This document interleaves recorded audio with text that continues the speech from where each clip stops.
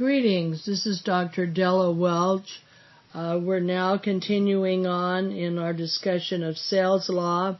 Today we look at the sales law remedies. And under the Uniform Commercial Code, the seller has different remedies if the buyer doesn't accept or pay for sold goods. The remedies depend on the circumstances or time of breach. So if it's before delivery, what the seller can do is he can withhold the delivery. He can demand cash. He can resell the goods, and usually by then the market price is higher than the resale. So it'd be market price minus resale for damages. Plus there's incidental damages, such as if it's chickens, there may be coops needed to store the chickens or care for the merchandise. Another thing the seller can do is he can stop the goods in transit. And then another thing he can do is bring a motion for the purchase price. So let's review the pre-acceptance remedies of the seller is to withhold delivery, to stop delivery, to sue on damages for the contract, to take the formula of market price minus resale plus the incidental damages. And there might be situations where there can be a lost profit obtained. There was a situation, kind of a sad case, of a man who ordered a boat, and he was excited to have this boat, and unfortunately he got sick and had to go to the hospital and was so ill that he couldn't take care of the boat or use the boat, so he canceled the boat. But what the law said, well, the merchant can sue for the lost profits, because but for this person getting sick who ordered the boat, the merchant would have sold 2 boats. The seller would have sold 2 boats. I always wonder how they determined that he could have sold 2 boats. And then after acceptance, he can sue for the price of the goods, and he can reclaim the goods if the buyer represented that he was solvent when he wasn't. But he must make that demand within 10 days. So the remedies also for the buyer are important. They're kind of the mirror image of that.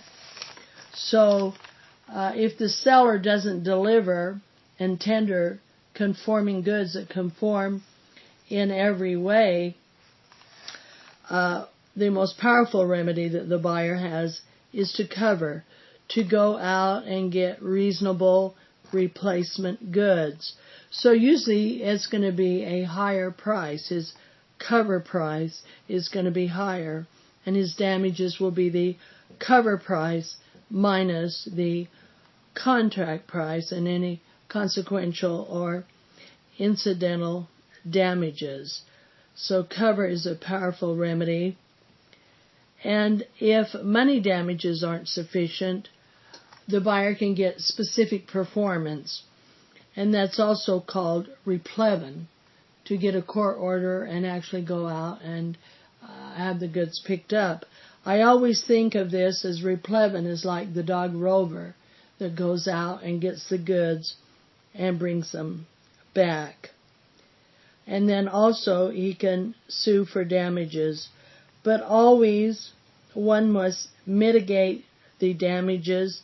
They have a duty to lessen what damages are being incurred. So it's important to make a distinction in these various areas in terms of whether it's the seller's remedies or the buyer's remedies, and to know whether it's before acceptance or after acceptance, because the remedies do differ. And remember, incidental damages flow directly from the delivery of defective goods, and chicken coops is a good example. So remember all the remedies before and after acceptance for the buyer and also for the seller. And if you look at UCC 2-711, there's a discussion of the buyer's remedies in general. And it talks of cover being first, and then you can recover damages for the non-delivery. That's UCC 2-713. And if the goods have been identified, they can recover various damages. There is a right to reject goods that are not suitable. And then we discussed earlier the right of revocation of acceptance under UCC 2-608. That is a situation where the goods have been delivered to the buyer, and the buyer keeps getting assurances from the seller that the defects will be cured, but the seller does not. And it has to be a defect that substantially impairs the value. It can't just be a little minor scratch on behind of something, but it must be something that substantially impairs the value. It's got to be a big deal, and one must have relied on the fact that this would have been corrected. Okay, this will be the end of the remedies discussion.